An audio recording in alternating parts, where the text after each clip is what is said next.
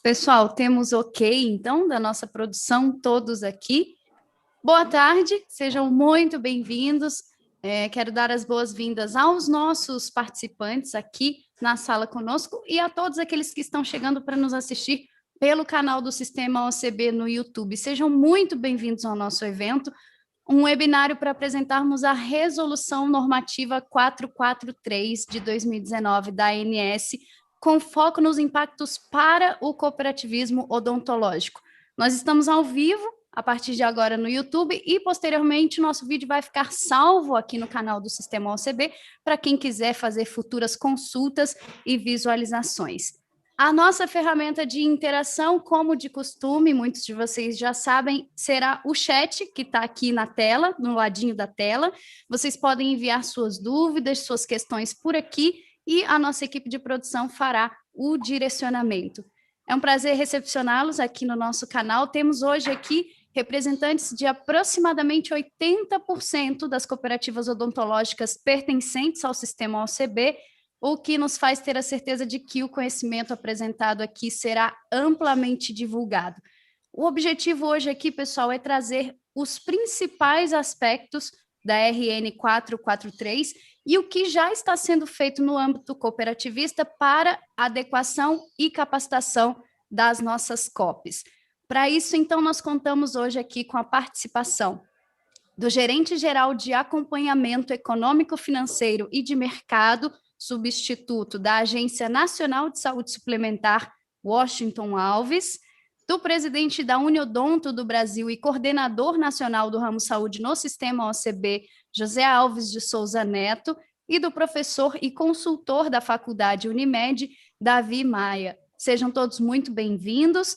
Também está conosco neste fim de tarde o presidente do sistema OCB, Márcio Lopes de Freitas, que eu convido, então, nesse momento, para uma saudação a todos os nossos participantes e espectadores. Presidente Márcio, seja muito bem-vindo. Boa tarde. Boa tarde, Gi. Obrigado. Muito boa tarde, José Alves. Prazer estar te vendo.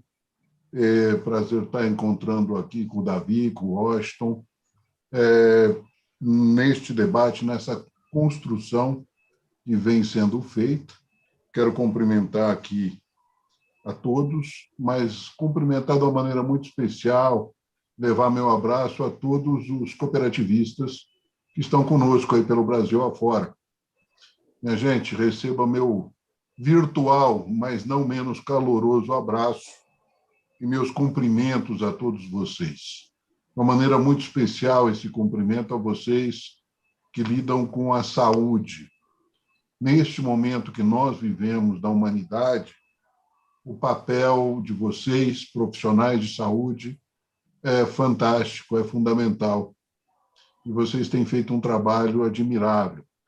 Então, meus aplausos, a minha consideração, a minha gratidão a vocês, que estão trabalhando pelo Brasil afora, para mitigar os efeitos dessa pandemia, para aliviar sofrimentos, mesmo muitas vezes se expondo a isso. Então, o meu aplauso, a minha gratidão, em nome de todo o movimento cooperativista, eu fico muito grato a vocês. Muito importante, Zé, eu acho que esta ação, essa IN da agência, porque nós temos um processo a evoluir. Eu tenho me lembrado muito de uma frase que você estava comigo lá em Curitiba durante uma palestra do Maurício Lopes, o então presidente da Embrapa. Isso fazem mais ou menos 5 anos. E o Maurício Lopes falou lá numa palestra, você lembra no evento que nós fizemos lá em Curitiba?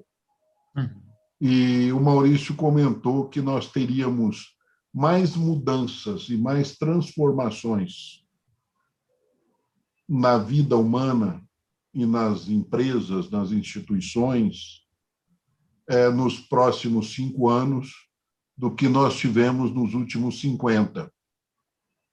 E a hora que ele terminou a palestra, eu fui brincar com ele e falei com ele, eu acho que você pesou um pouquinho na tinta, Maurício. 50 em 5, passaram os 5 anos. Eu acho que ele economizou na tinta, Zé. As transformações foram muito maiores.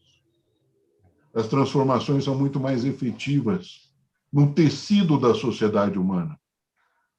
A humanidade está num processo de ebulição e de mudança.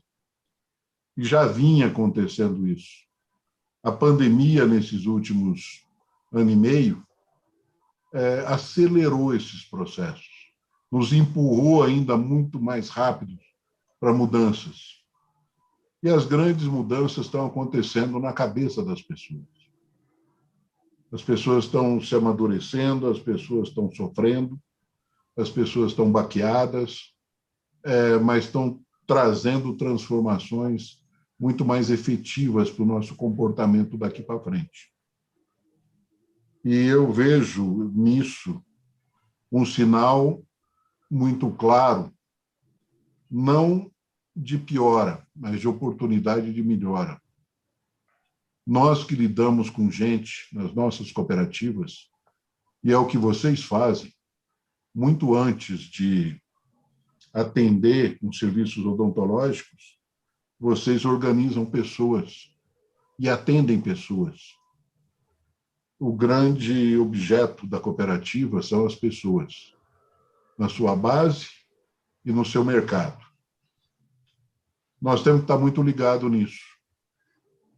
E pelo que eu percebi, José, essa IN, ela vem nos trazer uma oportunidade de aprofundarmos os nossos modelos e processos de governança, de gestão, para que a gente esteja cada vez mais preparado para um avanço nessa nossa missão. Eu não sei avaliar tecnicamente se ela está perfeita, se ela está correta, mas eu sei que é uma necessidade. Os nossos modelos de gestão e de governança em cooperativa precisam permanentemente evoluir para atender essa nova geração, para atender a evolução da humanidade. E essa evolução é muito efetiva. Então, nós temos que ser efetivos na nossa evolução. Então, eu considero este evento, essa discussão, extremamente oportuna e que se chegue a um bom termo. Eu fico orgulhoso de ver este convênio que nós temos com a ANS dando o primeiro resultado, prático, da gente estar discutindo um assunto com a própria agência. Isso é sinal de organização, é sinal de maturidade, é sinal de reconhecimento da agência ao segmento cooperativista, e eu fico muito grato, muito reconhecido, e gostaria que cada dirigente de cooperativa que está conosco absorvesse isso, discutisse, não pura e simplesmente aceitasse, mas que discutisse, que trouxesse um processo de evolução. Vamos fazer com que as nossas cooperativas estejam cada vez mais capazes de atender o nosso público com segurança, com objetividade, com bons resultados, cumprindo a nossa missão. Então, o meu desejo na abertura desse webinário é que todos nós cumpramos a nossa missão. E cumprir a missão neste momento de pandemia pode parecer um pouco até de ousadia, mas nós temos que ter ousadia da transformação, da adequação e da melhoria contínua do nosso movimento cooperativista. É um prazer estar com vocês. Desejo sucesso. Vou permanecer aqui com vocês enquanto eu conseguir aqui dentro da minha agenda.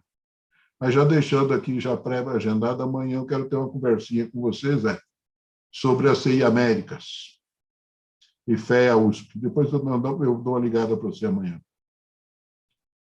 Um grande abraço a todos vocês. Sucesso nessa empreitada. Muito obrigada, presidente Márcio. E ótimo, porque daí ninguém consegue escapar. O compromisso já está agendado aqui em rede mundial, né? Na internet. Obrigada, presidente Márcio. Vale lembrar, pessoal, e destacar que, assim como o presidente acabou de mencionar, esse webinário é a primeira ação de um grande projeto em andamento no sistema OCB. O Sescop, a Uniodonto e a Faculdade Unimed estão oficializando um convênio por meio do qual serão desenvolvidos treinamentos customizados para cada cooperativa, com base num questionário próprio que vai ser aplicado. A meta é que esses treinamentos comecem a ser aplicados ainda no segundo semestre desse ano, de 2021, certo? Bom, nós vamos ouvir agora, então, o coordenador nacional do ramo saúde no sistema OCB, José Alves. Seja muito bem-vindo, doutor José Alves. Boa tarde, é um prazer recebê-lo. Vou pedir para o senhor ligar seu microfone e aí a gente consegue lhe ouvir. Ótimo. Eu estava esperando que ligasse, era eu que tinha bem típico de português, né? Boa tarde, Kelly. Boa tarde a todo mundo. É um prazer muito grande estar aqui. Eu não vou tomar muito tempo de vocês, porque eu acredito que as pessoas que virão têm muito mais a dizer para a gente do que eu possa dizer aqui. Mas eu não posso deixar de pontuar 2 agradecimentos muito grandes. Um primeiro agradecimento para a OCB e pelo olhar que a OCB tem nos dado já há muito tempo, né? E na capacidade de transformar anseios e necessidades do sistema Uniodonto em realidade. Foi isso que a gente fez há pouco tempo atrás, junto com a Faculdade Unimed, concluímos um MBA para os nossos dirigentes. Agora, numa nova demanda da Uniodonto do Brasil, o Sescop Nacional recebe de braços abertos a nossa proposta. Estamos trabalhando para que esse projeto realmente aconteça, né, e que a gente possa potencializar nossas cooperativas. E aí, só uma partezinha antes de eu fazer o segundo agradecimento. O Márcio falando de cooperativismo, e o cooperativismo é uma coisa que realmente ele nasce dentro da gente com uma força muito grande. E essa amplitude que o cooperativismo tem, e que a OCB, sob a batuta do Márcio, com o Renato, com toda a equipe, a quem eu agradeço já, porque são excelentes profissionais e excelentes pessoas que captam as nossas necessidades, que trabalham para que as coisas realmente aconteçam.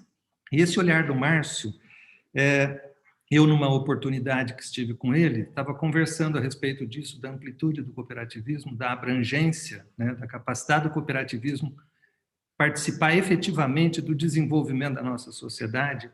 Estava dizendo que, numa oportunidade, ele foi para Novo Hamburgo, eu acho que no Rio Grande do Sul, fazer a abertura de um curso, um MBA para operadores de bolsa em Chicago.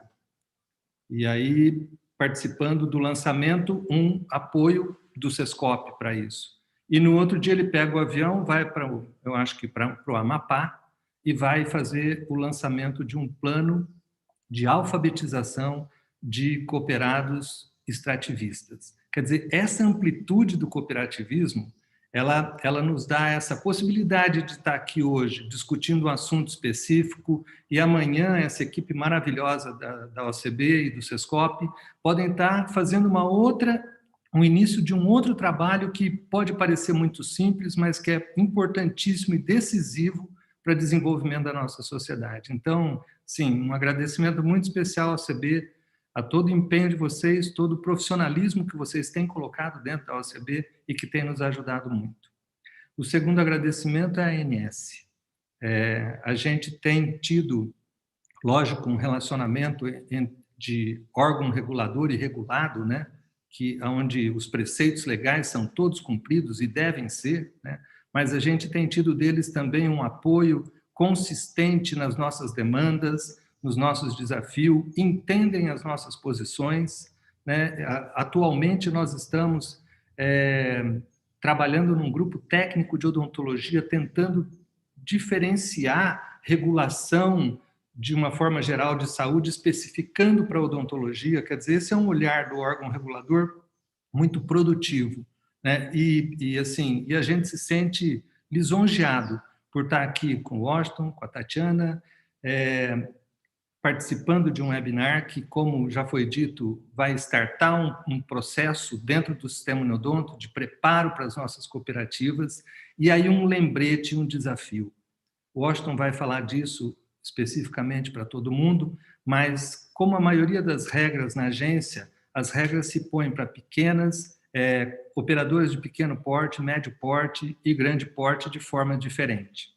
Eu queria fazer um desafio para os dirigentes da Uniodonto que estão nos assistindo, de que a gente não deva olhar para a apresentação e dizer: ah, ótimo, a minha operadora é de pequeno porte, eu estou fora disso. Não, é o momento da gente separar o joio do trigo. Nós precisamos evoluir enquanto estrutura, enquanto cooperativa. Então, independente de porte, independente de condição, eu faço um desafio aos nossos dirigentes de que todos nós devamos implantar a 443 nas nossas cooperativas dentro do prazo regular da agência.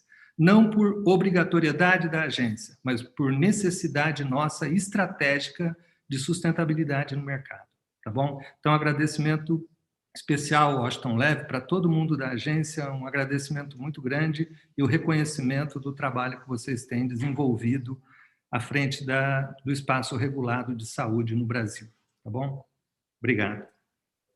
Muito obrigada, doutor José Alves, um depoimento muito pertinente, né, com relação a tudo que a gente vai ver aqui nesse finzinho de tarde. A Resolução Normativa 443, de 2019, da ANS, trata da implementação de programa de governança para gestão de riscos, no intuito de fazer com que as operadoras de planos de saúde diminuam o risco de insolvência, por meio da adoção de controles mais rígidos. Em resumo, a gente está falando de mais transparência, controle, profissionalismo, previsibilidade e padronização. Eu quero convidar, então, o representante da ANS, Washington Alves, que fará uma rápida explanação dos principais pontos desse normativo. Dúvidas e questionamentos, pessoal, devem ser enviados aqui pelo chat, e ao final das apresentações, a gente repassa aos participantes, combinado? Washington, seja muito bem-vindo, obrigado pela sua presença. Boa tarde a todos. Gostaria de agradecer ao Dr. Márcio, Dr. Zé Alves. A ANS está sempre aberta à discussão, à divulgação e à orientação dos normativos. Então, acho que é com muito bons olhos que nós vemos essa iniciativa, inclusive sabendo que isso aqui é só o pontapé inicial de um grande esforço de qualificação aí das cooperativas, né? Que começa hoje com a parte odontológica, né? E certamente deve ter frutos aí muito mais longevos, não só para as cooperativas, como para a saúde no país como um todo. Então, aqui a Tatiana Aronovich está aqui também, a gente vai fazer uma dupla na hora das perguntas e respostas, mas vou conduzir uma apresentação para dar um início, uma base geral e um lembrete para aqueles que estão eventualmente desatualizados da RN 443. E aí já vou pontuando algumas questões que são comuns, né? Algumas dúvidas que são comuns. Sempre que a gente fala da 443, fala de governança, fala de controles internos, a gente fala de uma variedade muito grande de temas, né? E com uma profundidade que a gente poderia ficar horas aqui falando. Então, o meu objetivo aqui é passar os conceitos gerais, né? Contextualizando o normativo, e aí acho que a riqueza da conversa fica maior ainda se a gente conseguir ter tempo para as perguntas, embora eu já vá tentar responder algumas das mais comuns dúvidas logo de cara durante a apresentação.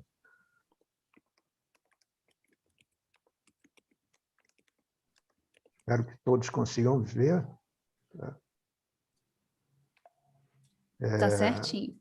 A gente vai tratar aqui da RN 443, que é de 2019, mas, digamos assim, como a gente vai ver aqui, tem um aspecto que vai passando, né? Bom, primeiro a gente tem que contextualizar todo o sistema de saúde brasileiro, né? O sistema de saúde suplementar no Brasil. Hoje, os planos odontológicos, né, hoje respondem aí com 271 operadoras, 3,7 bilhões em receitas, tá? Uma taxa de cobertura muito grande no país como um todo, né, com uma maior cobertura, eu diria, aí na parte do sul-sudeste, né, principalmente ali no sudeste. Não é muita novidade para quem acompanha, mas isso a gente tem verificado com frequência. E aí, quando a gente olha para as cooperativas odontológicas, a gente está falando de 101 operadoras odontológicas, a grande maioria hoje de pequeno porte. Acho que foi importante o desafio que o Zé Alves lançou aqui, né? Principalmente para as operadoras de pequeno porte. A gente está falando de boas práticas regulatórias, boas práticas de gestão, muito mais do que regulatório, boas práticas de gestão, independente do porte. Tá? E, em termos de alcance dessas operadoras, as operadoras de pequeno porte, embora seja a maioria na quantidade de operadoras, elas agregam aí 575 mil, pouco mais de 575 mil vínculos de beneficiários, ao passo que as operadoras de grande porte, embora tenham 5 cooperativas odontológicas de grande porte, elas agregam aí 1.500.000, pouco mais de 1.500.000 vínculos de beneficiários, né? Então, é uma coisa importante para a gente. É sempre relevante a questão do porte, porque, no final das contas, cada operadora é uma operadora. A gente tem uma noção de que, ao comercializar um produto odontológico, você cria uma expectativa de cobertura do beneficiário e ela tem que ser garantida e coberta. Como é que surgiu a 443? Ela surge dentro de um contexto de avaliação de um problema regulatório que foi identificado ao longo da existência da ANS. É basicamente o risco de insolvência e descontinuidade de operações de plano de saúde em função da baixa capacidade de gestão de algumas dessas operadoras para suportar os riscos a que estão expostos. Algumas evidências marcantes que nos fizeram formalmente buscar um normativo veio quando a gente fez uma pesquisa, um questionário de riscos ao setor, lá em 2016, gerou um relatório de respostas a esses questionários em 2017, no qual uma das conclusões foi a baixa maturidade na gestão de risco no setor. Embora esse setor esteja operando durante anos, até antes da legislação, o que a gente nota é que os problemas econômico-financeiros podem levar à quebra de uma operadora. E o que é uma quebra de uma operadora? Você encerra toda a expectativa, não só do beneficiário, como dos próprios cooperados, sócios e todos aqueles que um dia investiram seu tempo e esforço naquela operadora. E o nosso histórico de insolvência, olhando de 2012 a 2018, 100% dos casos que foram para liquidação tiveram problemas de gestão. 98% falta de confiabilidade de informações e 82,2% deficiência nos controles internos.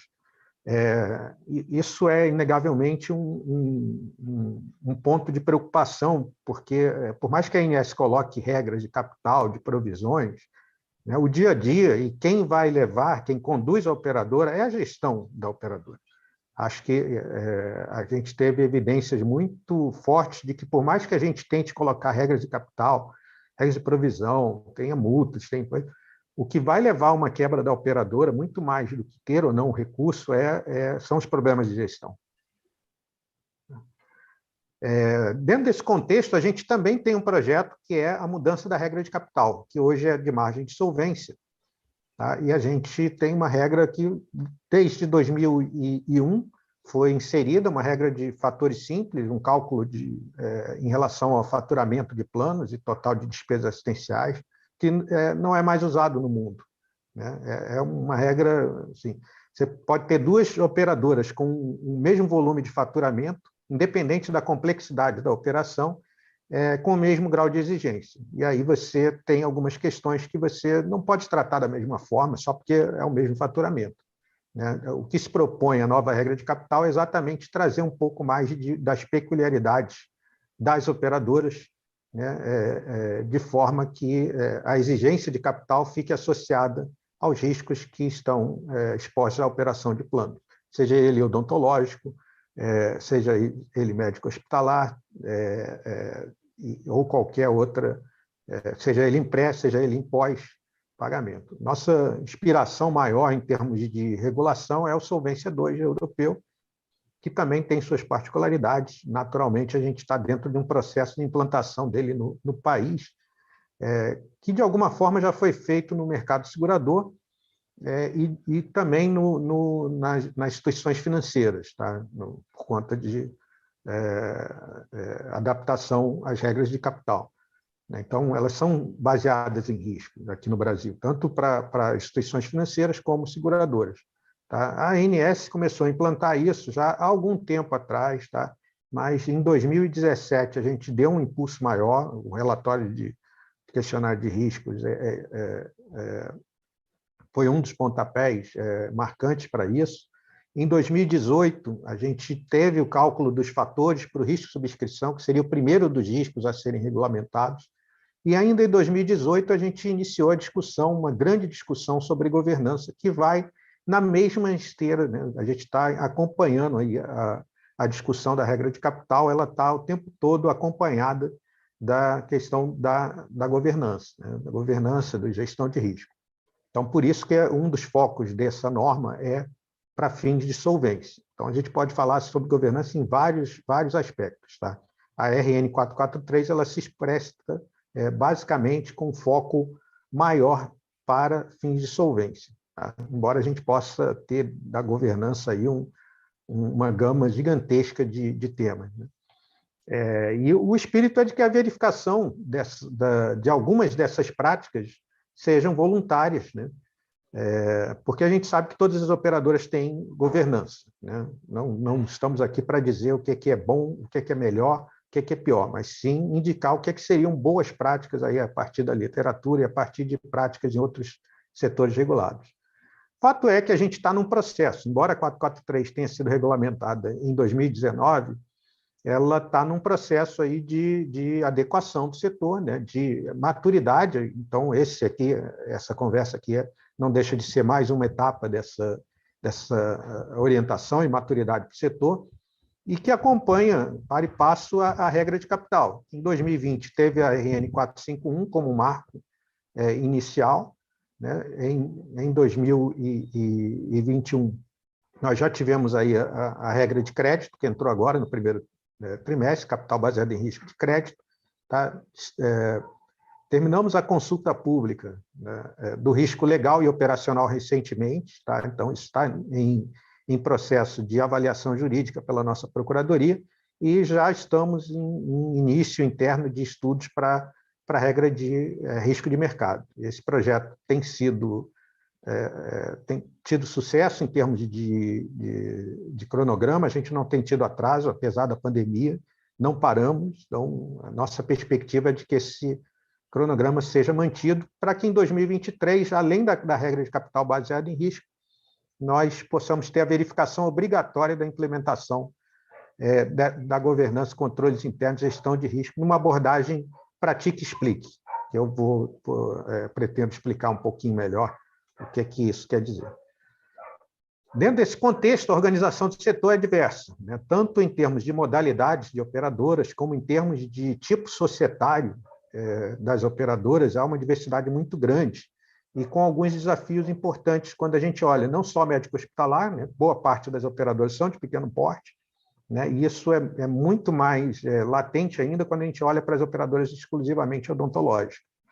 Tá? Nós temos aí uma quantidade expressiva de pequenas operadoras com digamos assim, garantindo o mesmo risco que uma operadora de grande porte e em condições que a gente entende que, no mínimo, tem que estar com um padrão ou com um benchmark mínimo para que a gente minimize o risco de insolvência nessas operações. Tá? Então, sem muitas delongas, a RN 443 é uma norma, eu diria, geral, uma norma que trata de conceitos, uma norma conceitual, né, e que tem aí no seu capítulo 1, 2 e 3 esses parâmetros conceituais claramente definidos, né, tanto sobre o que seria governança, o que seriam controles internos e gestão de risco, né.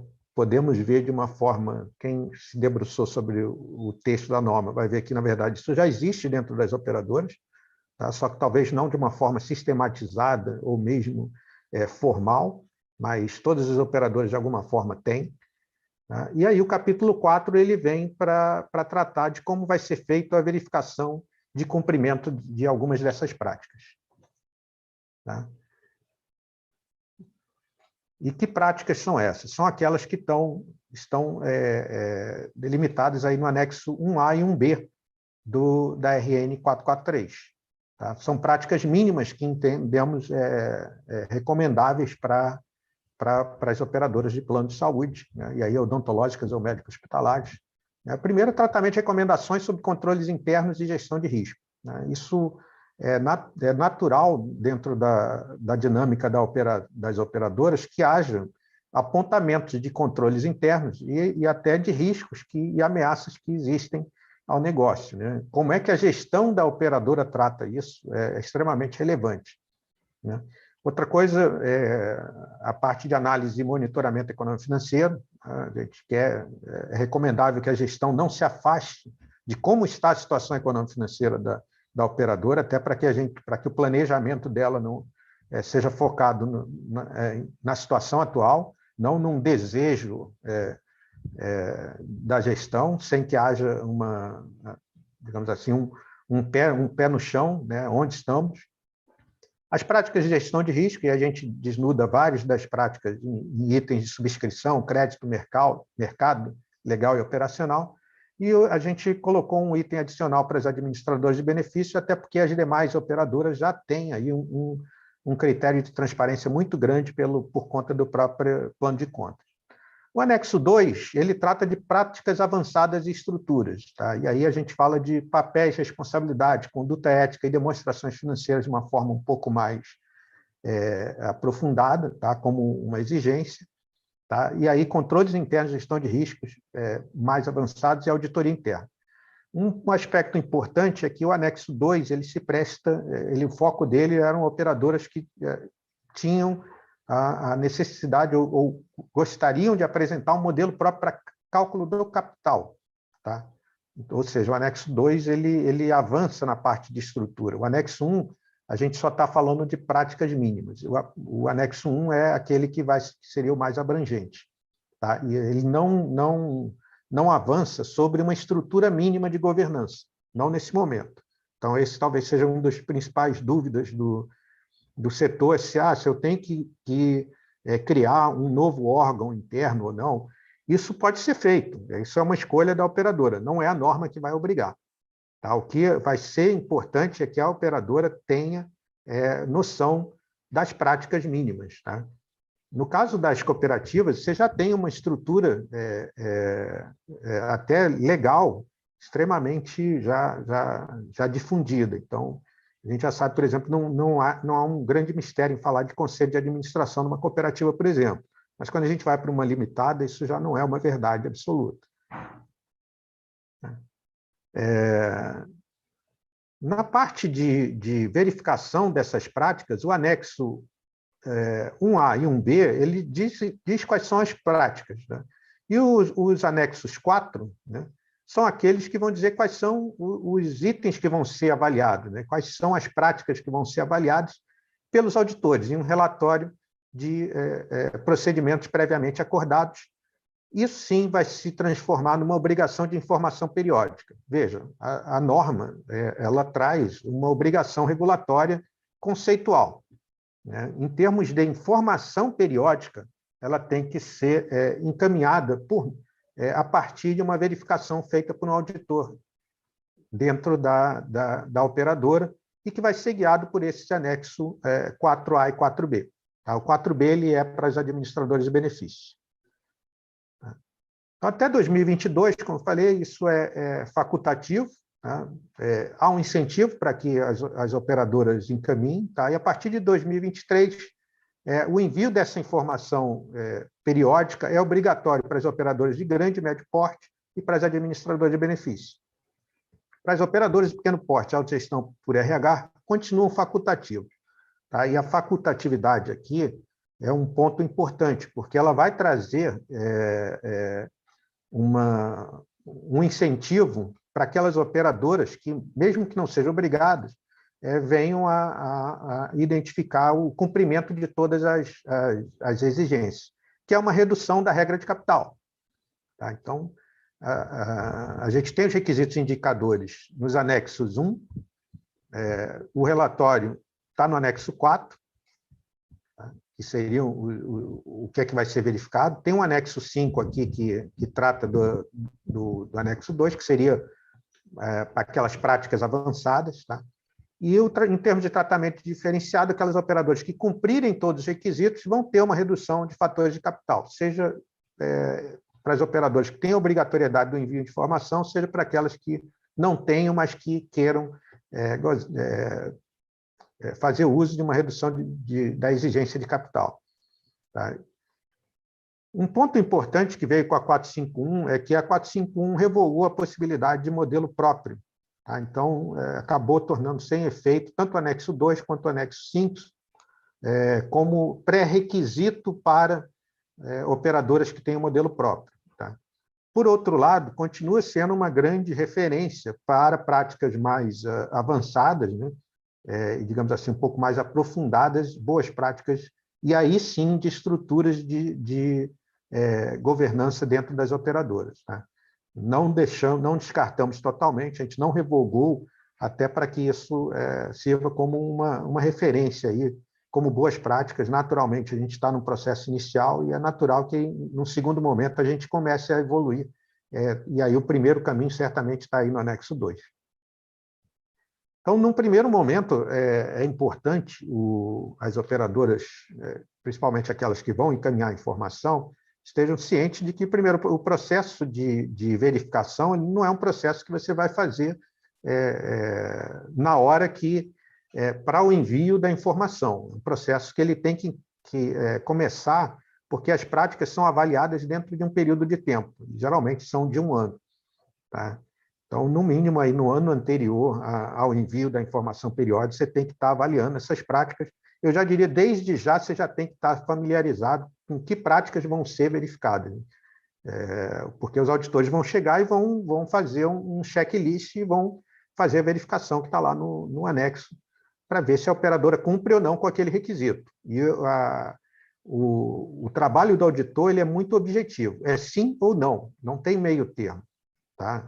Esse é um ponto extremamente relevante para uma operadora. Ah, não, eu estou com 50%, metade da prática já está implementada. Isso para o auditor é sim ou não? Não está. Então, diferentemente, por exemplo, do programa de acreditação, que você dá uma nota, você tem um grau de cumprimento, esse não é o espírito da RN 443. O que a gente quer ver se cumpre ou não aquele requisito, aquela prática que está regulamentada.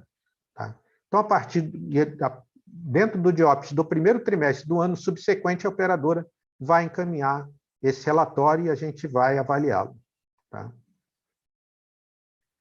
Uma coisa que eu coloquei anteriormente é a questão do Pratique e Explique. Tá? O Pratique e Explique é um dispositivo, né? Basicamente é uma forma de você olhar para a regulação, que não necessariamente implica que a operadora vá cumprir todos os requisitos. Tá? Mas para aqueles requisitos em que não há o cumprimento integral das recomendações do regulador, né, que a administração da operadora não só assuma a responsabilidade, como demonstre, né, explicações por que não foi cumprido e eventualmente, uma prática alternativa. Né? O que é que está se fazendo? Eu não tenho aqui um tratamento de todas as recomendações, porém, eu tenho uma área de controladoria que faz alguma coisa, que está sempre me reportando alguma coisa que demonstre que, se não há o cumprimento, pelo menos há aí uma preocupação, a ciência da administração quanto a práticas que venham aí a mitigar os riscos da operação de plano. Tá? Então, isso é outro recado extremamente relevante, porque eu vejo muita operadora preocupada em estar 100% com todas as práticas simplesmente no by the book. tá? Eu acho que mais do que estar cumprindo o by the book, né, que seria cumprir aquela coisa integralmente, é incorporar na cultura da operadora essa prática. Tá? Então, não estar com essa prática integralmente implementada não é o fim do mundo. Tá? A ciência dela, né, a incorporação dela na cultura da empresa talvez seja muito mais relevante, porque você está tratando da gestão do risco, né, de benefícios que são muito maiores do que o simples informação ao órgão regulador. Bom, eu passei rapidamente os conceitos gerais para tentar não ficar tanto tempo em itens adicionais, mas quem precisar de mais orientação adicional, a gente desenvolveu uma cartilha que está lá no site site da ANS, né? Ele migrou agora para o site gov.br, mas já é identificável, aí, é a mesma cartilha. A gente tem melhorado de acordo com o que a gente vai discutindo com o setor e vai trazendo coisas novas.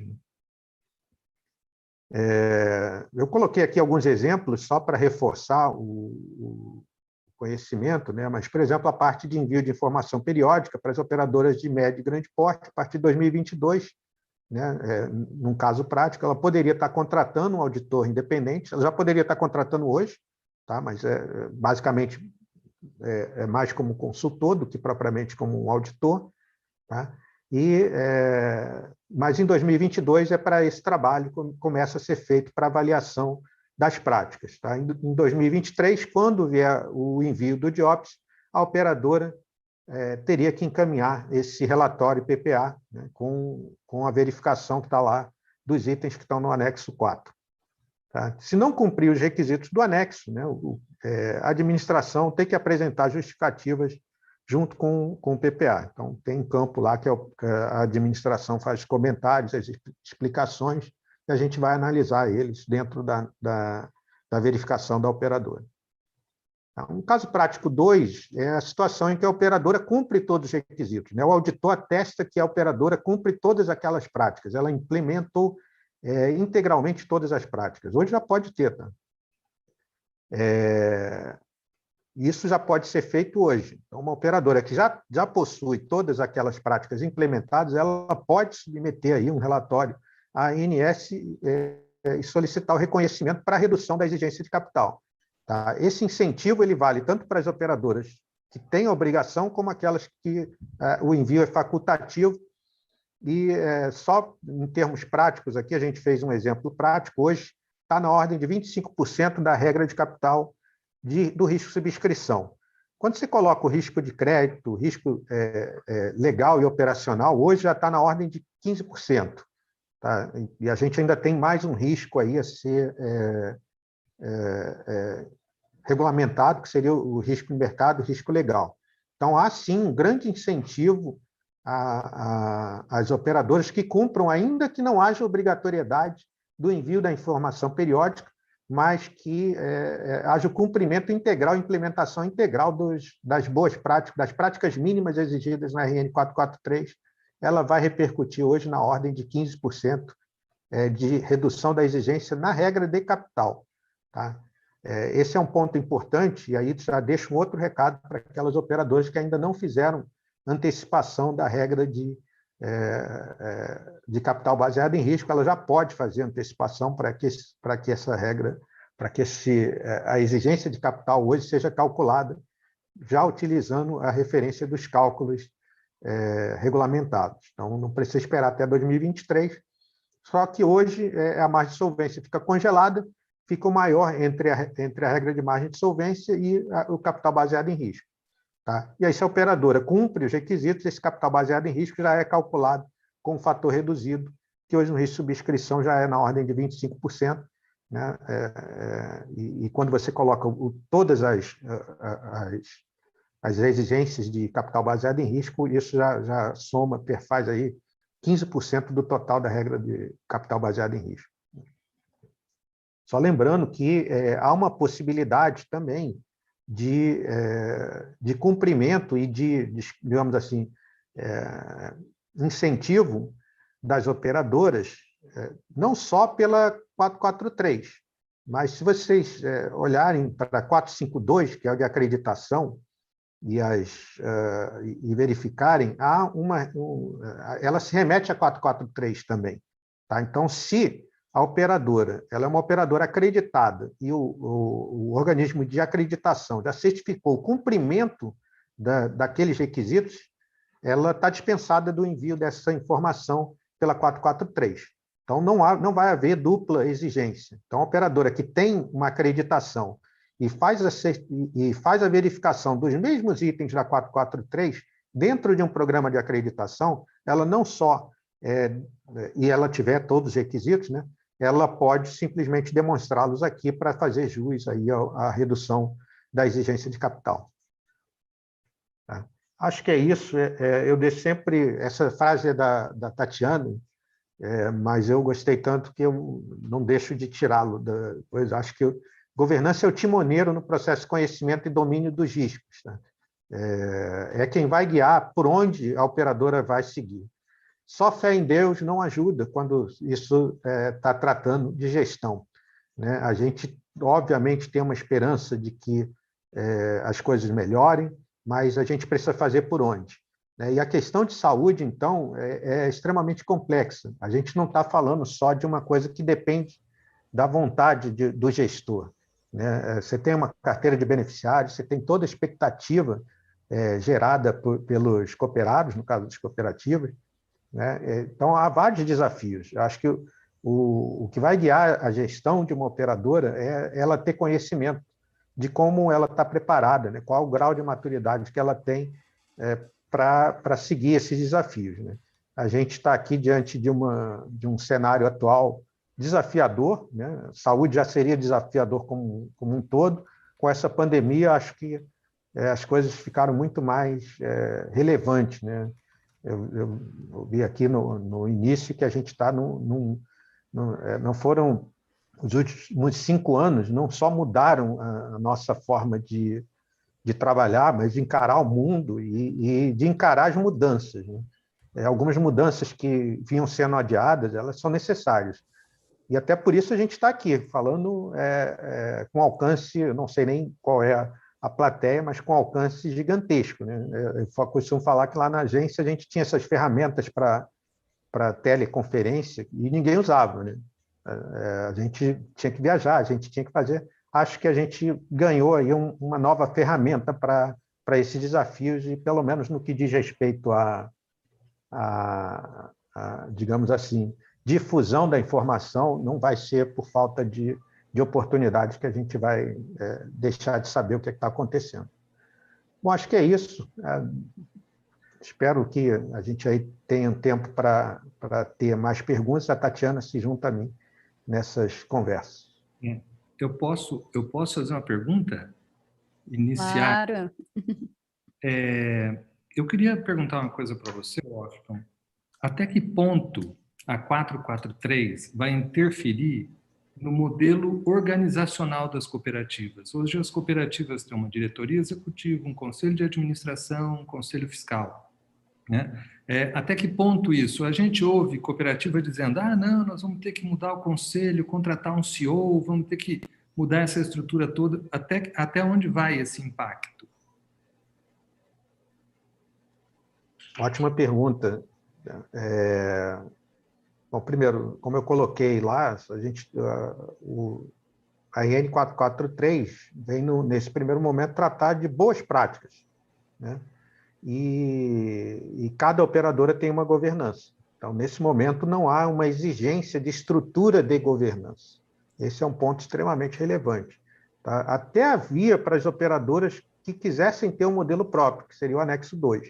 Mas até isso, como houve a revogação da possibilidade de modelo próprio, nesse primeiro momento não há uma estrutura mínima de governança a ser estabelecida por conta da 443. Naturalmente, há várias práticas ali que são típicas de algumas estruturas, de auditoria interna, né, de áreas técnicas atuariais. Por outro lado, a gente não está estabelecendo a obrigatoriedade de que isso aconteça, até porque a gente já sabe que existem muitas operadoras estruturas que fazem muito mais do que uma função, por exemplo, de controladoria. Ela faz uma gestão já de risco, a auditoria interna acaba pegando um pouco da gestão de risco, isso é comum, é natural. Nesse momento, não estamos tão preocupados com qual é a estrutura, e sim com as práticas. E mais do que as práticas, que os gestores tomem pé e tomem à frente dessas práticas, ciência e decisão do que está acontecendo, né? E a decisão seja cada vez mais fundamentada naquilo que é reportado a eles.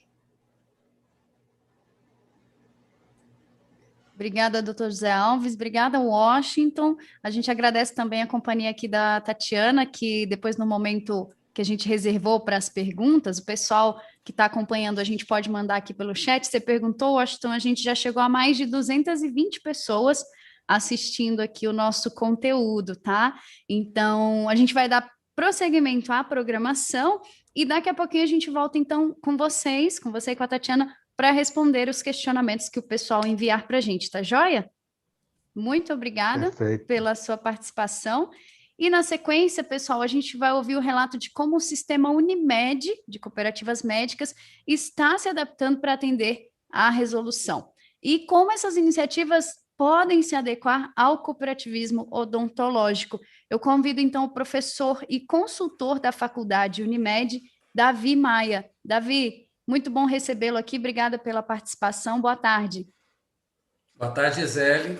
Nós da faculdade é que agradecemos. Na verdade, é um privilégio poder estar ao lado do Dr. Márcio, que é uma bandeira do cooperativismo nacional. Né? Também é um privilégio estar com o presidente da Uniodonto do Brasil, Dr. José Alves, e ao Washington, né? Aqui o nível de responsabilidade da gente sobe, porque o regulador ele está aqui com aqueles que estão executando. Né? Então, espero que a gente esteja, de fato, contribuindo para o sistema cooperativista brasileiro, que é a nossa bandeira, e a nossa defesa, muito mais que uma bandeira, né? A defesa de um serviço de qualidade para o usuário, que eu tenho certeza que é aí que a gente encontra a ANS, que a gente tem um interesse comum. Agradecer também ao Renato e ao Hugo, né, que toda a equipe da OCB está brilhantemente executando este encontro. Um abraço a todos os colaboradores da faculdade também, que estão certamente nos observando com atenção. Eu sou o professor Davi Maia, represento aqui a faculdade e eu sou consultor líder dos projetos de implantação da Faculdade Unimed nas operadoras de saúde do nosso sistema. Mas eu venho aqui de uma forma ampla fazer a discussão, porque a Faculdade Unimed ela já serviu a outras cooperativas, já serviu a própria Uniodonto, e a gente vai aqui trabalhar sempre na perspectiva dos cooperados, né, que, afinal de contas, os números da Uniodonto, doutor José Alves, são superlativos, né? 1.300 municípios, 22 mil cooperados, né? Trabalhando nesse aspecto, mais de 100 operadoras. Então, na verdade, a Uniodonto ela faz um papel brilhante para assistência suplementar da odontologia brasileira, né, permitindo o que a gente chama de capilaridade. Né? Uma coisa é você trabalhar num grande centro, você já tem volume de imediato. Outra coisa é estar lá no município, né, interiorizando essa assistência odontológica adequada. Né? Então, de fato, aqui, para nós, é um privilégio estar. Foi um papel que a Unimed já fez também, a partir lá de 50 anos atrás, né, quando começou a discussão da cooperativa médica hospitalar, e hoje nós temos, como a Uniodonto também, quase uma centena de cooperativas de pequeno porte. Então, é um papel do cooperativismo e a gente tem o orgulho de defendê-lo ao longo do Brasil. Então, são aspectos que esses 3 milhões de usuários, esses mais de 3 milhões de usuários aí no sistema Uniodonto e em todas as cooperativas odontológicas fazem a simbiose, uma necessidade e mesmo um valor agregado para a população brasileira. Nós estamos aqui do outro lado, né? Certamente é uma norma que já está em digestão do sistema cooperativista, das operadoras de saúde desde 2019. Tivemos a oportunidade de lá em 2019, Washington, nós aqui somos o reflexo das ideias de vocês. A gente pega todo esse guia e vai desdobrar nos ambientes corporativos das cooperativas. Né? Então, fizemos um estudo minucioso, uma norma muito bem escrita, e que eu não gosto de chamar, e aí fiquei muito feliz do Washington enfatizar a cultura, porque eu não gosto de chamar de norma, porque a norma é uma obrigação, isso fica parecendo que é um fardo que a gente tem que carregar. Eu digo que no Brasil nós temos alguns privilégios, né? Então, o privilégio de ter uma norma que, ao mesmo tempo, gera valor agregado. Então, isso é um casamento interessante, porque ela vai promover uma cultura de gestão mais profícua, mais profissional, mais próxima da decisão, né? Que ela não passa ao largo do profissional. No caso das cooperativas, né? São profissionais liberais que estão ali no comando, né? Então, eles precisam de se amadurecer enquanto gestores, né? Esse é o primeiro grande aspecto que a faculdade propõe, né? É cumprir 3, aí aqui para o doutor Márcio, né? 3 dos 7 princípios do cooperativismo, né? Primeiro, gerar autonomia de decisão e independência para a cooperativa. Segundo, como faculdade, e uma faculdade exclusiva, né, do cooperativismo brasileiro, basicamente, educação, formação e informação. E, por que não, proporcionar para outros tipos de cooperativas práticas interessantes que cooperativas médicas tiveram a partir dessa aplicação de governança, riscos, controle e compliance, muito bem-vindas, na minha opinião. Eu sou administrador, sou contador, né, tenho circulado pelo Brasil há uma década e meia, e nos últimos 2 anos eu sonho com a RN 443 e com a RN 452 dia e noite, porque nós estamos no esforço de organizar uma metodologia, uma didática que possa inserir e incutir no cooperado, né, que trata de saúde, que tem uma formação de saúde que tá muito distante do linguajar técnico, do atuarial, do contábil, do econômico, do financeiro, das rotinas legais. Ele está muito distante. Então, a gente precisa mastigar isso um pouco, mostrar de uma forma mais lúdica, para que ele possa entender, de fato, que não se trata de uma regra como cumprir a declaração do imposto de renda. Não é isso. Se trata de uma prática proposta pela agência reguladora, como o Washington colocou, com benefícios concretos, e, a partir de então, dar sustentabilidade, competitividade e mais qualidade na entrega de serviço, que isso, a longo prazo, é fatal, né? Ou seja, fatal no lado positivo, né? Fatalmente nós seremos bem-sucedidos. Então, eu vou fazer uma breve apresentação. A gente tem uma metodologia já bem desenvolvida, já robusta, né? Já com mais de 3 dezenas de operadores com implantação já em fase avançada, outras tantas estão agora no processo de adesão. A gente começou em 2019, Washington, logo após o kickoff da norma, né? Aproveitamos a pandemia, nós lá da faculdade, onde os cursos acabaram sendo suspensos uma temporada e nós desenvolvemos uma metodologia de implantação de campo. E a gente vai aqui só passar alguns conceitos que promoveram essa metodologia.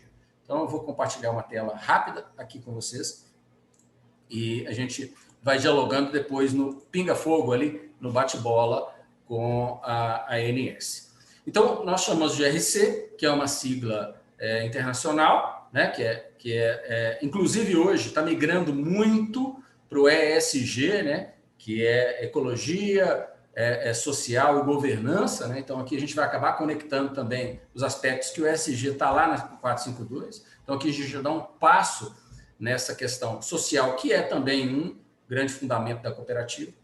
E nós estamos com uma metodologia para trabalhar operadores de pequeno, médio e grande porte, né, de qualquer espécie. Nós temos, dentro dessa questão, muito mais do que o cumprimento dos requisitos, né, nortear as pessoas, processos e as decisões. Né? Nós vamos promover uma adequada aderência à 443, é claro, né? Nós vamos aproveitar para cumprir a nossa responsabilidade, mas, ao mesmo tempo, implantar uma política de GRC.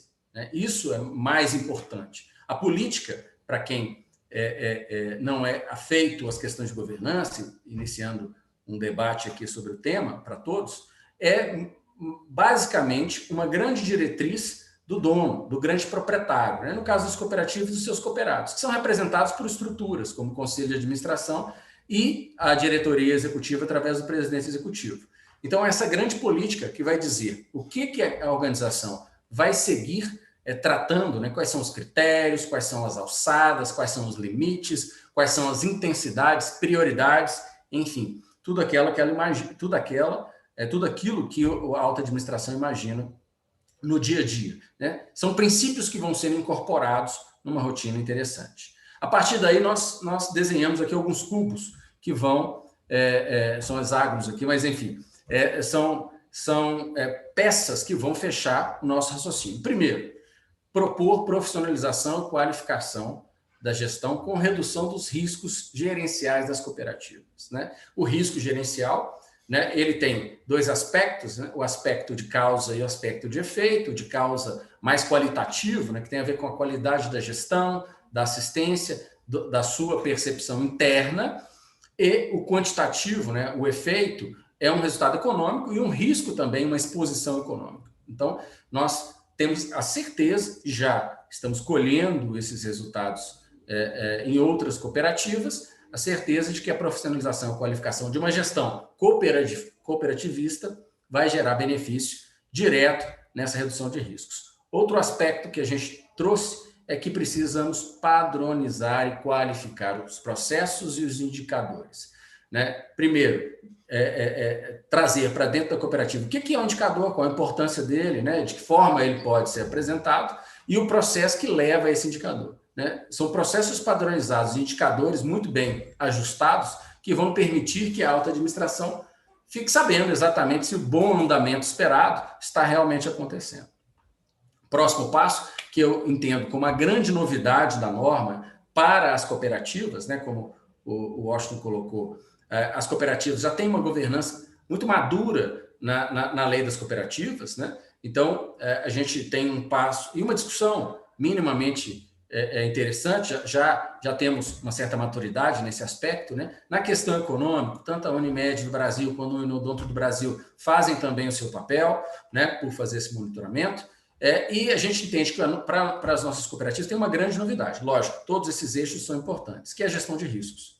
Gestão de riscos é uma novidade, uma nova cultura, é uma nova rotina, uma praxis que o latino-americano, de modo geral, não está tão acostumado a tratar, não está dentro do nosso DNA. Nós somos muito fortes em criatividade e a gestão de riscos, que é um pouco mais pragmática, ela passa um pouquinho mais distante do nosso cotidiano, né? Essa precaução, né, antecipada de eventos que podem gerar danos para a operadora no médio e longo prazo, ela é fundamental. Então, a melhoria da gestão de riscos, ou mesmo a implantação da mesma, né, o apoio à implantação, lembrando que tanto governança, quanto gestão de riscos e quanto os controles internos, não é uma responsabilidade de outro, né, é uma responsabilidade da própria operadora. Então, ela deve construir com base na sua situação, no seu contexto, adaptando, né, as práticas adequadas ao seu dia a dia e à sua estrutura.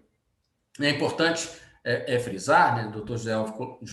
José Alves colocou, a gente tem implantado em várias operadoras de pequeno porte, temos como fundamento na faculdade Unimed não promover aumento de gasto que não seja um gasto necessário. Então, aproveitando ao máximo as estruturas atuais, aproveitando ao máximo a competência dos profissionais que lá estão. Então, essa sustentabilidade gerada por uma gestão de riscos, né, que é muito mais um método do que, de fato, uma pessoa, né? A gente vai precisar, talvez, aqui muito mais de automação de informação do que propriamente da ampliação do time. Se for necessário, a própria operadora vai entendendo que ela tem benefícios nessas destinações de recursos, né? O próximo ponto, que é também um ponto para uma cooperativa, é muito importante, para todas é importante, mas para uma cooperativa é muito importante, que é alinhamento.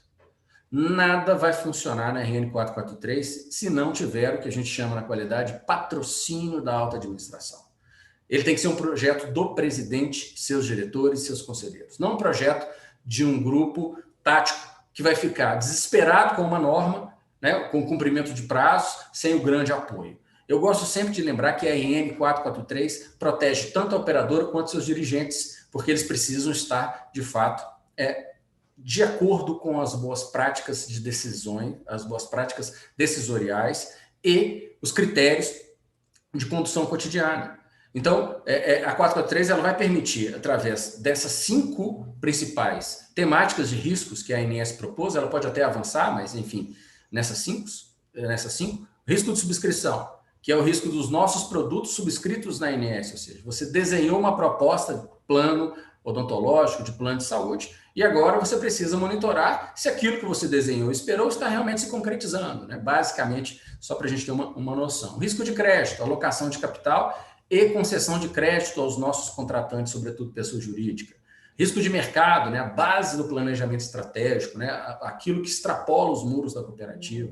O risco legal, né, que é a nossa adequação legal às normas, às decisões judiciais de última instância, que são vinculantes, e, por que não dizer, os nossos regulamentos internos, né, porque o risco legal também trata da nossa própria lei de constituição, bem como o nosso estatuto.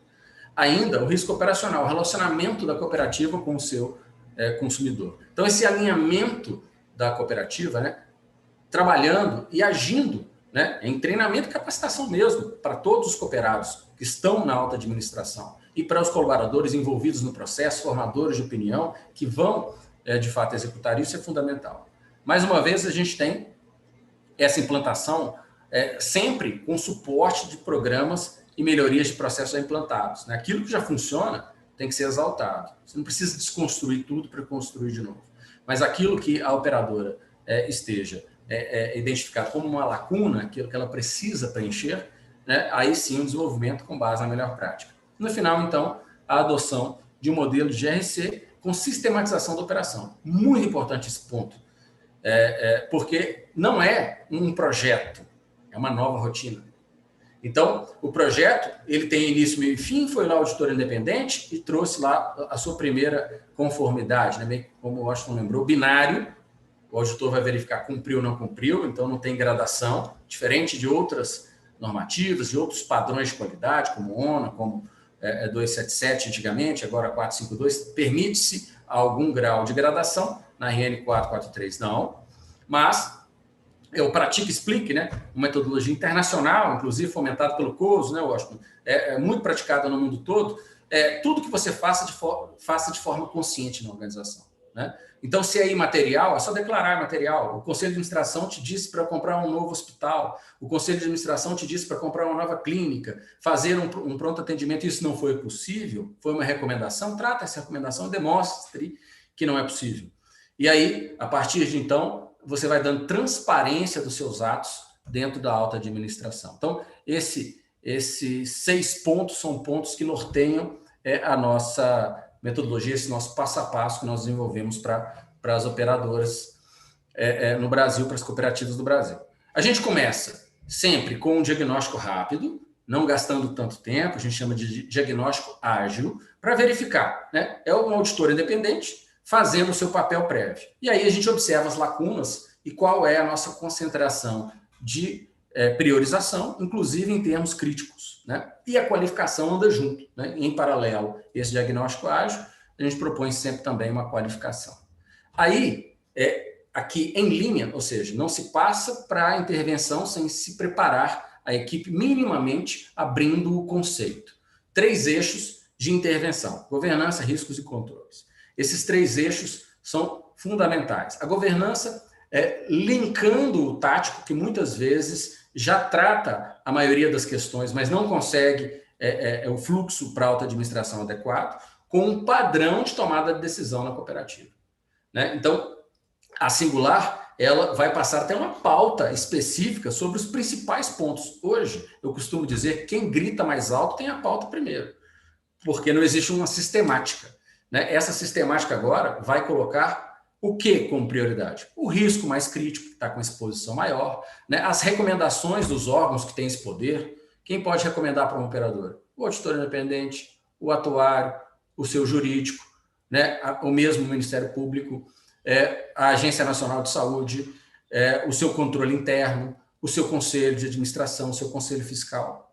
Essas instituições recomendam para contribuir. E a alta administração vai tratar. E ela vai declarar com base na 31.000, que foi uma das bases citadas na construção da 443, ou em um ARM ali que o COSO propõe, é um Enterprise Risk Management, né, que é uma técnica aí já customizada, talvez para uma estrutura maior. Existem as formas de se tratar, né, todas essas variáveis. A gestão de riscos, ela vai já no escopo fechado. Importante lembrar que a ANS fechou o escopo, isso facilita a implantação no primeiro momento, porque a gestão de riscos ela tem uma complexidade no fechamento do escopo.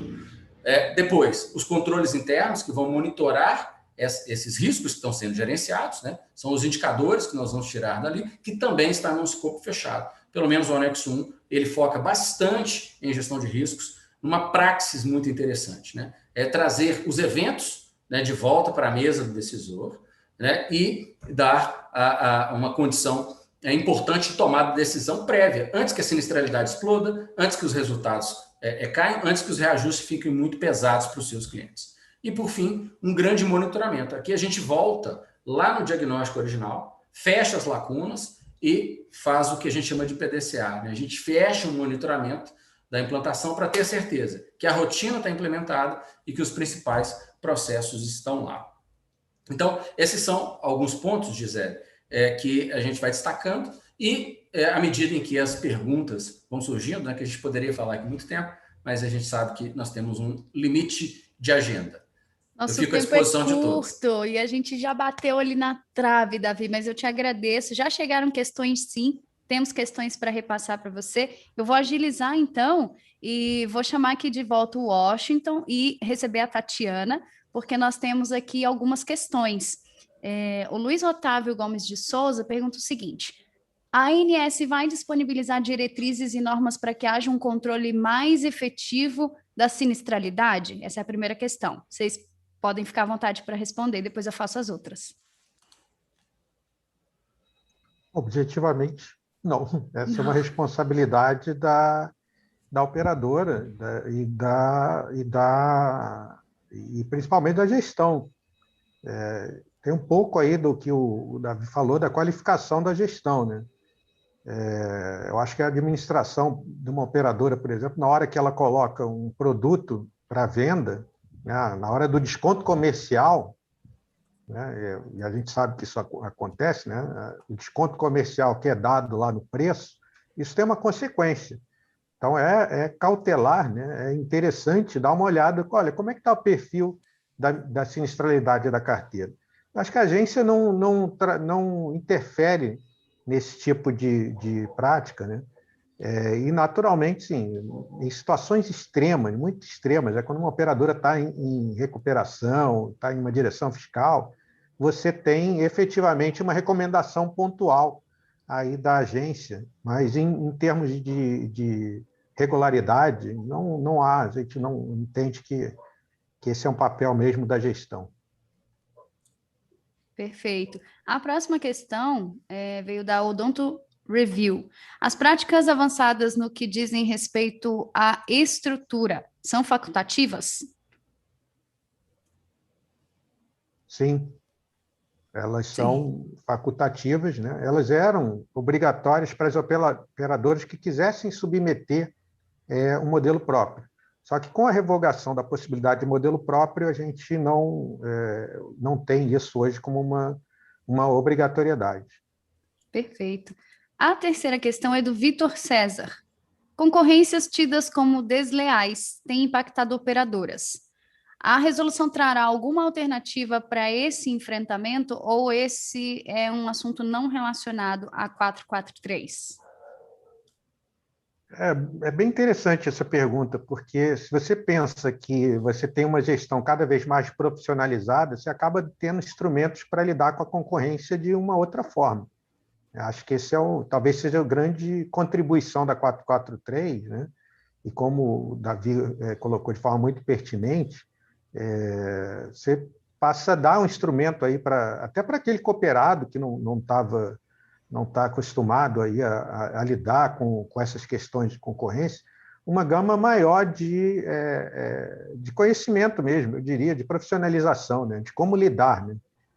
E como a sua decisão pode impactar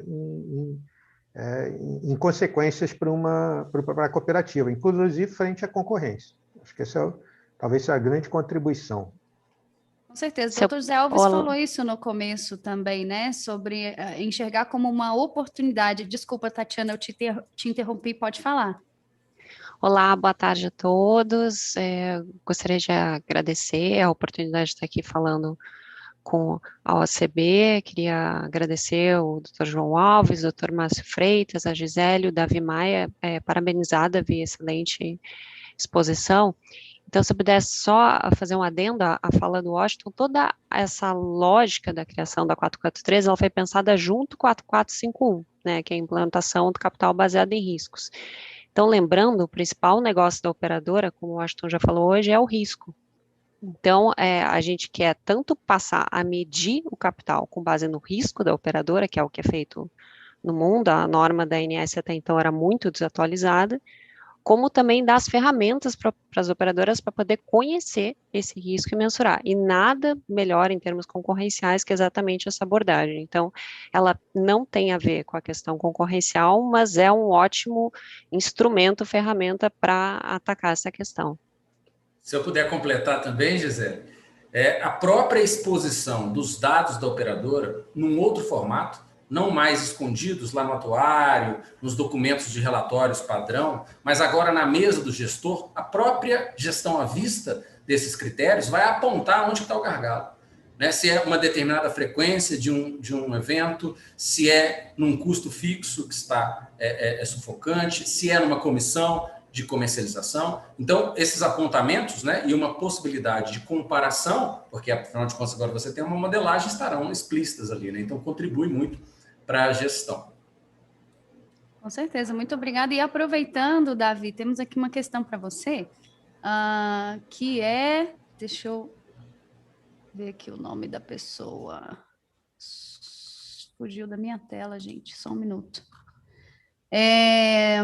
Da Karina Ximenes. No modelo Uniodonto, o que seria comitê de comissão que deverá avaliar formalmente o conselho e administrativo e diretoria citado no anexo 2 da norma? Um conselho técnico, por exemplo? Não, o anexo 2 ele trata das práticas avançadas, né? Então ele sobe de forma quase que corporativa para as cooperativas decisões cada vez mais frequentes para a alta administração. Os comitês de governança são comitês temáticos fundados dentro do próprio conselho de administração, elegendo quais são os conselheiros que irão acompanhar esses temas, como comitê de auditoria, comitê de riscos, comitê de recursos humanos, dentro daquilo que se preconiza internacionalmente para a boa prática de governança. O próprio IBGC, que é um instituto bastante consagrado no Brasil, ele já extrai 4 grandes funções para o conselho de administração. Primeiro, gerenciar os riscos, o capital, os recursos humanos e, por que não dizer, a estratégia da companhia. Perfeito. Em razão do tempo, pessoal, eu vi que foram muitas manifestações aqui, a gente não tem como dar continuidade, mas eu vou representar a voz do povo aqui e botar o Davi e o Washington numa saia justa e perguntar se a gente pode disponibilizar a apresentação de vocês. O pessoal ficou bastante interessado, então se depois, posteriormente, a gente puder enviar por e-mail para os inscritos aqui no nosso webinário, a gente agradece. Eu agradeço em nome de todo mundo que perguntou, tá joia? Que essa foi uma questão recorrente aqui. Pessoal, nós estamos chegando ao fim da nossa programação. Quero agradecer a todos que estiveram aqui com a gente. Tivemos aí uma média de mais de 220 pessoas acompanhando o nosso evento, foi muito importante. Agradecer a participação de todos aqui com a gente, Dr. José Alves, Washington, Tatiana, Davi, presidente Márcio, Renato, que estava aqui com a gente também, muito obrigada. Esse vídeo vai ficar disponível aqui no canal do Sistema OCB, e aí vocês podem, por gentileza, encaminhar para outras pessoas, vamos fazer a informação circular, não é isso? Muito obrigada a todos, um excelente final de tarde, e a gente se vê numa próxima. Obrigada. Obrigado a todos, um abraço. Obrigado ao OCB também. Obrigado a todos também. Um abraço, viu? Se cuidem todos. Obrigada a todos. Parabéns, Washington. Obrigado, Tatiana, Márcio, Hugo e Renato. Funcionou tudo muito bem, Gisele. Parabéns pela condução. Obrigado, pessoal. Excelente. Estamos sempre abertos para eventos como esse. Contem com a gente. Obrigado, Tatiana. Nós vamos contar, pode ter certeza. Isso é excelente. Obrigada, pessoal. Parabéns a todo mundo. Tchau. Um abraço, pessoal. Abraço. Obrigado, tchau, tchau. Hugo. Hugo, foi muito... Valeu, Washington. Obrigado mesmo. Valeu. Aí só sobre a apresentação, tudo bem, Washington, para você? Sim, sim. Já até encaminhei para ir para o pessoal de Ótimo. evento. Fechou. Okay? Da minha parte, só vou consultar a faculdade, viu, Hugo, e já encaminho para você também. Obrigado, Davi. Obrigado. Um abraço. Davi, Valeu, parabéns. gente.